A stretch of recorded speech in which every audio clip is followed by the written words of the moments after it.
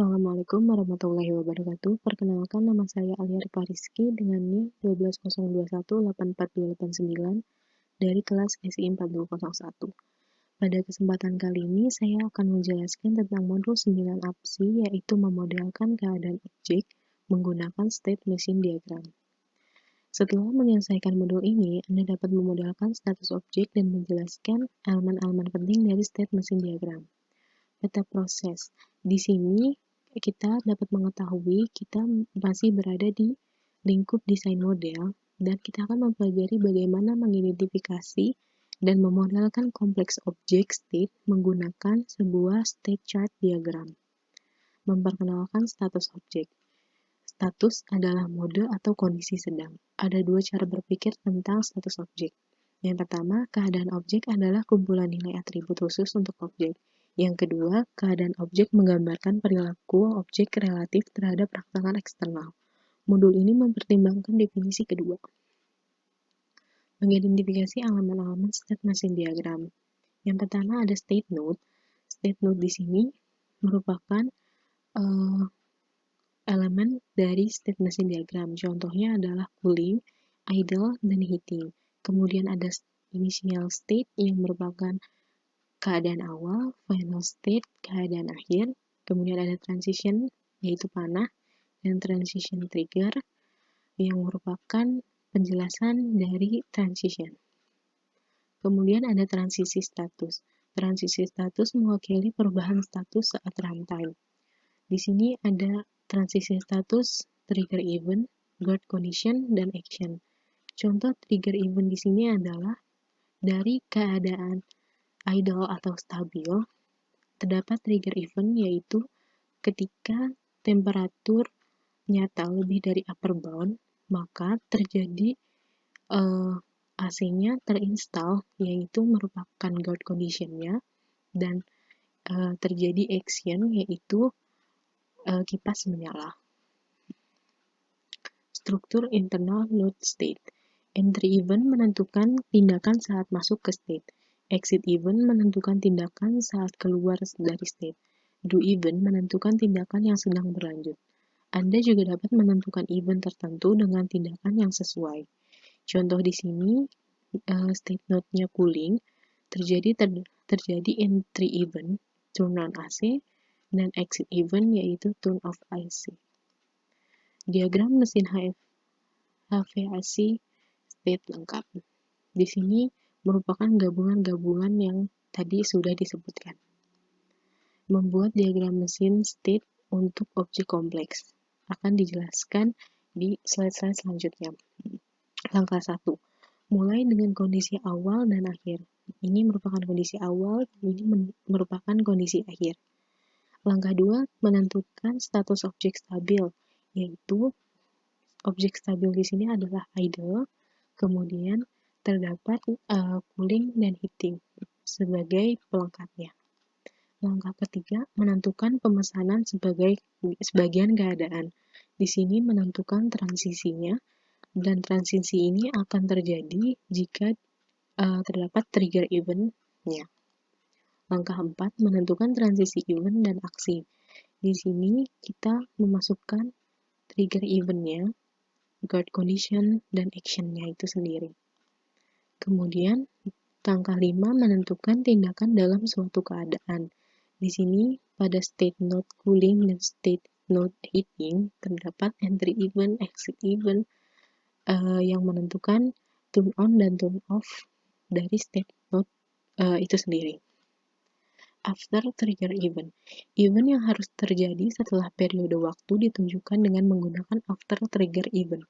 Untuk memancarkan transisi setelah 10 menit, tentukan event pada transisi sebagai after 10 menit.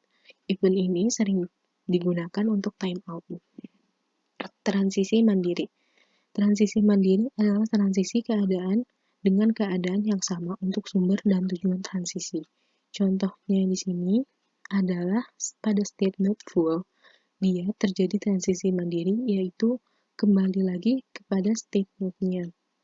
Di sini state node partially filled juga kembali kepada dirinya, dan empty juga kembali. Persimpangan. Dalam UML, persimpangan dapat digunakan untuk menyederhanakan diagram dengan memecah transisi menjadi beberapa fragmen, sehingga mengurangi duplikasi event, pemicu, guard condition, dan tindakan. Contoh berikut menunjukkan urutan transisi state, urutan event, guard condition, dan tindakan. Contoh di sini pada state node SA terdapat event 1, guard condition, dan action-nya. Dia ini terjadi persimpangan, yaitu bisa terjadi persimpangan, bisa terjadi akan menghasilkan state node SC jika terjadi persimpangan di guard condition yang GO dan action 5, maka itu akan terjadi SC. Dan selanjutnya akan terjadi state node SD jika terjadi persimpangan di GP dan action 6 dan seterusnya. Contoh persimpangan. Di sini ada dua contoh persimpangan, yaitu contoh susunan tanpa menggunakan persimpangan dan contoh susunan ekuivalen menggunakan persimpangan. Bedanya di sini adalah di sini dia terdapat simpangan, sementara di sini tidak terdapat simpangan. Bisa terlihat dia bisa dari state node ini dia terjadi simpangan ke partially filled, kemudian terjadi simpangan lagi ke state node empty. Pilihan. Dalam UML, pilihan digunakan untuk menyederhanakan diagram dengan memecah transisi menjadi beberapa fragmen, sehingga mengurangi duplikasi trigger event, guard condition, dan tindakan. Pilihan juga memungkinkan evaluasi dinamis dari guard condition setelah tindakan fragmen transisi sebelumnya dieksekusi. Contoh berikut menunjukkan urutan transisi state, urutan event, guard condition, dan tindakan. Bedanya sama persimpangan tadi, pilihan menggunakan simbol belah ketupat.